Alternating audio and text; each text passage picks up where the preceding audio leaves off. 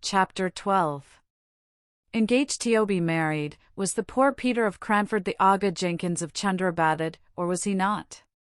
As somebody says, that was the question. In my own home, whenever people had nothing else to do, they blamed me for want of discretion. Indiscretion was my bugbear fault. Everybody has a bugbear fault, a sort of standing characteristic, a piece de resistance for their friends to cut at, and in general they cut and come again. I was tired of being called indiscreet and incautious, and I determined for once to prove myself a model of prudence and wisdom. I would not even hint my suspicions respecting the Aga.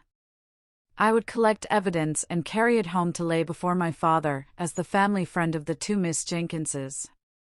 In my search after facts, I was often reminded of a description my father had once given of a ladies' committee that he had had to preside over.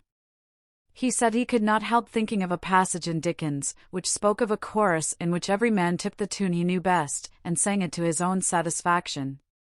So, at this charitable committee, every lady took the subject uppermost in her mind, and talked about it to her own great contentment, but not much to the advancement of the subject they had met to discuss. But even that committee could have been nothing to the Cranford ladies when I attempted to gain some clear and definite information as to poor Peter's height, appearance, and when and where he was seen and heard of last. For instance, I remember asking Miss Pole, and I thought the question was very opportune, for I put it when I met her at a call at Mrs. Forrester's, and both the ladies had known Peter, and I imagined that they might refresh each other's memories. I asked Miss Pole what was the very last thing they had ever heard about him, and then she named the absurd report to which I have alluded, about his having been elected Great Lama of Thibet, and this was a signal for each lady to go off on her separate idea. Mrs. Forrester's start was made on the veiled prophet in Lalla Rookh, whether I thought he was meant for the Great Lama, though Peter was not so ugly, indeed rather handsome, if he had not been freckled. I was thankful to see her double upon Peter, but, in a moment, the delusive lady was off upon Roland's Calidore, and the merits of cosmetics and hair oils in general, and holding forth so fluently that I turned to listen to Miss Pole, who, through the llamas, the beasts of burden, had got to Peruvian bonds, and the share market, and her poor opinion of joint stock banks in general, and of that one in particular in which Miss Mattie's money was invested. In vain I put in, when was it, in what year was it that you heard that Mr. Peter was the Great Lama?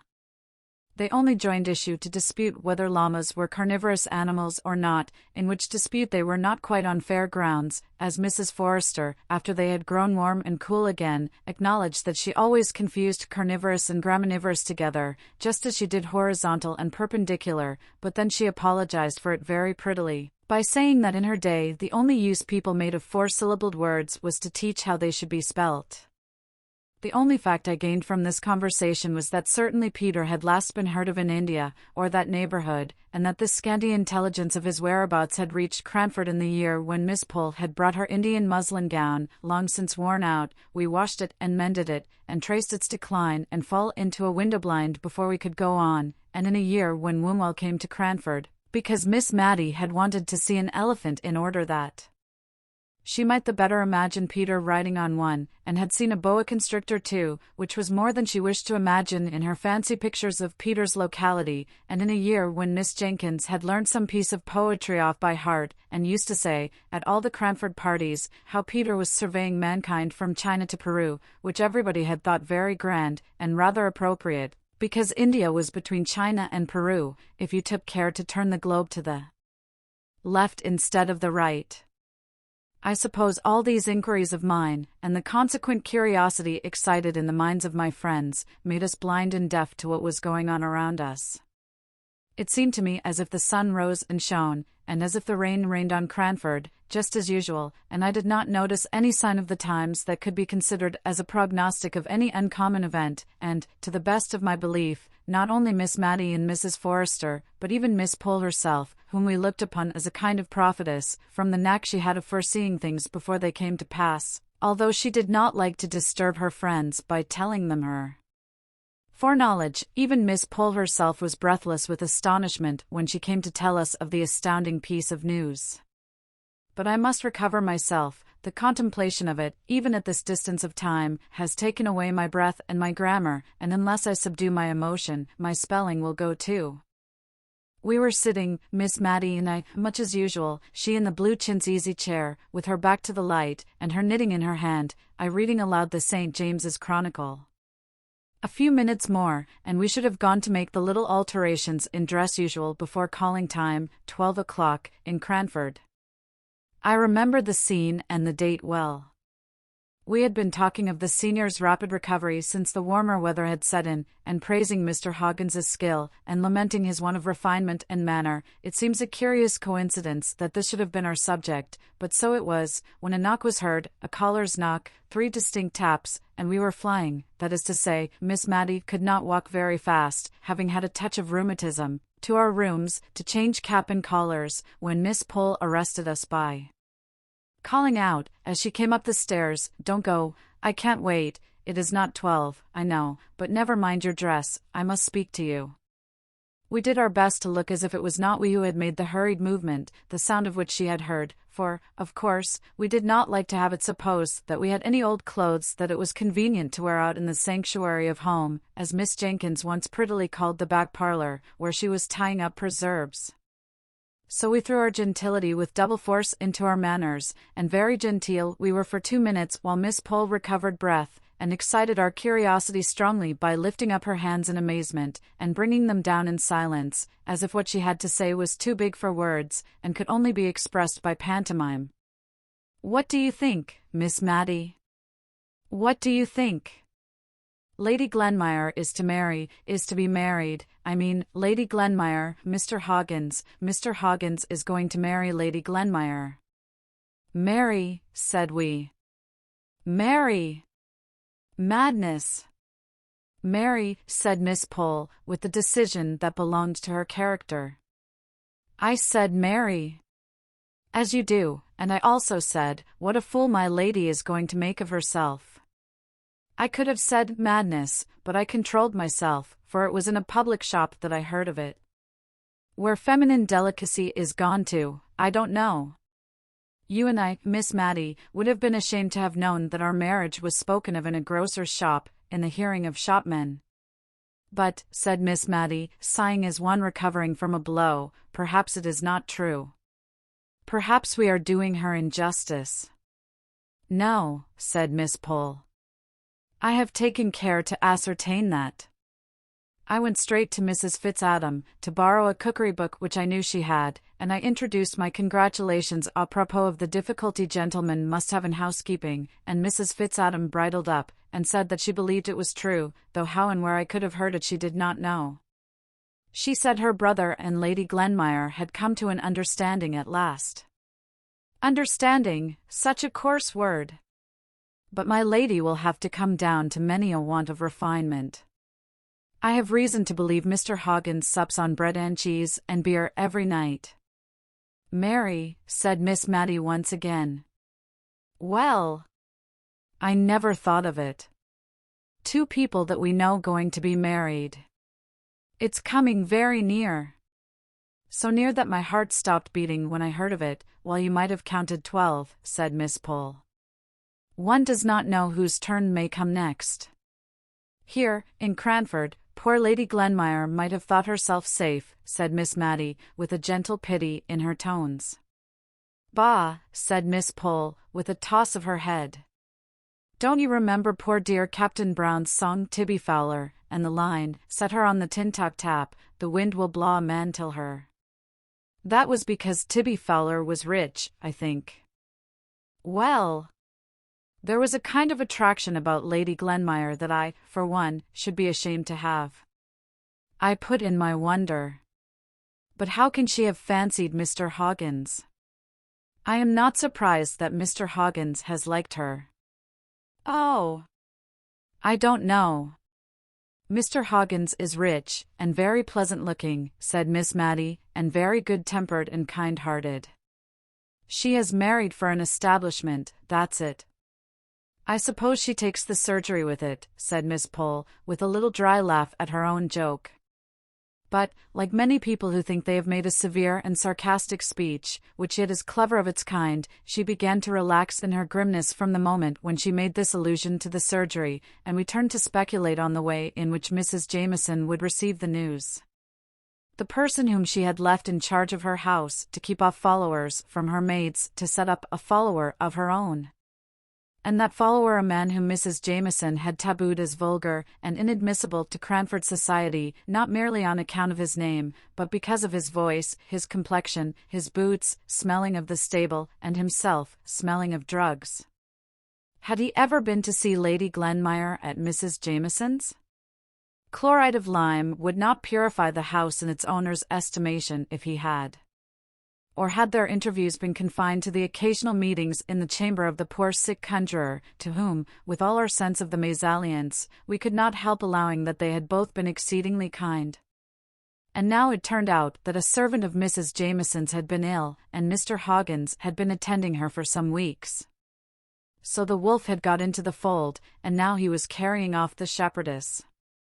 What would Mrs. Jameson say? We looked into the darkness of futurity as a child gazes after a rocket up in the cloudy sky, full of wondering expectation of the rattle, the discharge, and the brilliant shower of sparks and light.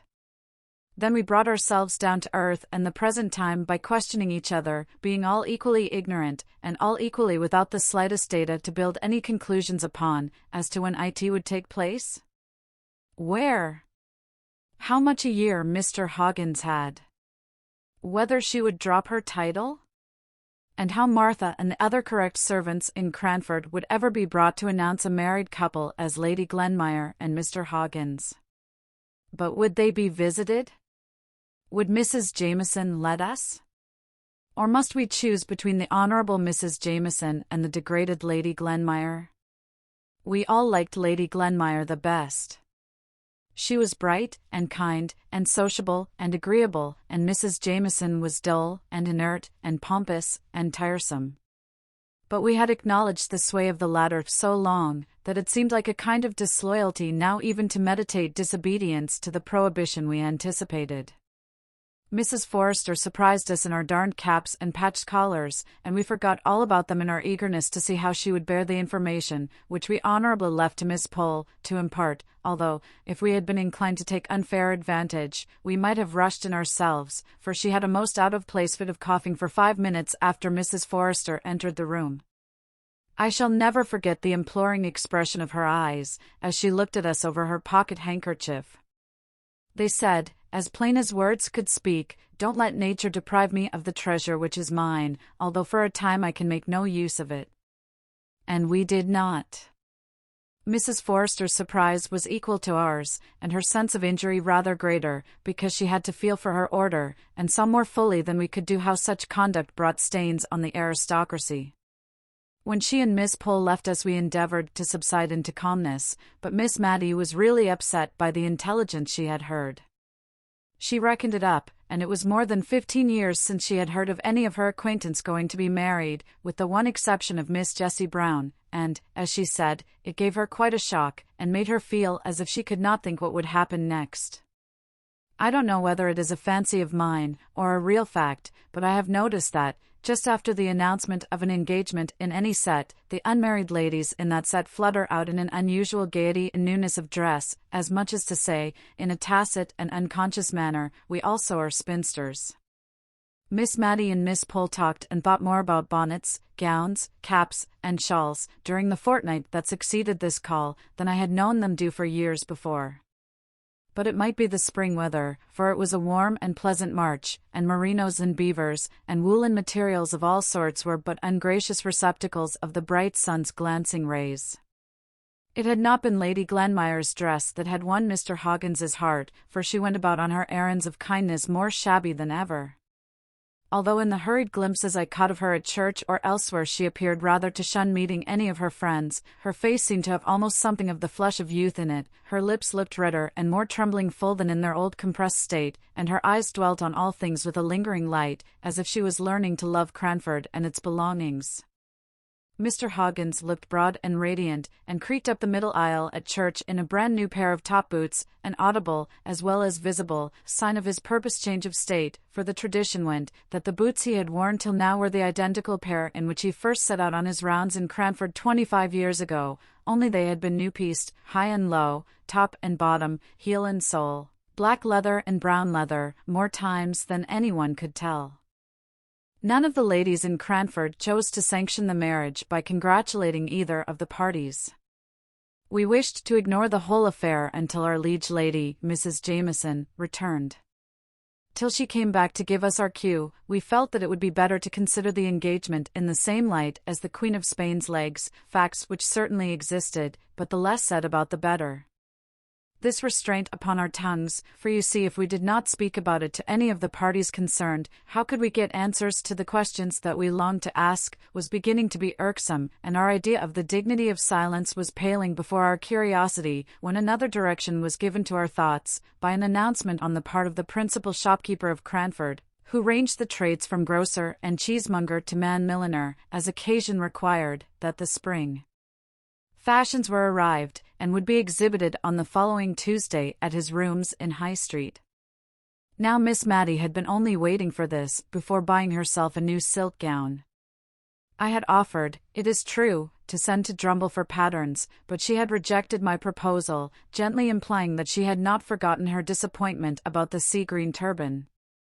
I was thankful that I was on the spot now, to counteract the dazzling fascination of any yellow or scarlet silk. I must say a word or two here about myself. I have spoken of my father's old friendship for the Jenkins family. Indeed, I am not sure if there was not some distant relationship. He had willingly allowed me to remain all the winter at Cranford, in consideration of a letter which Miss Matty had written to him about the time of the panic, in which I suspect she had exaggerated my powers and my bravery as a defender of the house. But now that the days were longer and more cheerful, he was beginning to urge the necessity of my return, and I only delayed in a sort of odd forlorn hope that if I could obtain any clear information, I might make the account given by the Signora of the Aga Jenkins tally with that of poor Peter, his appearance and disappearance, which I had winnowed out of the conversation of Miss Pole and Mrs. Forrester.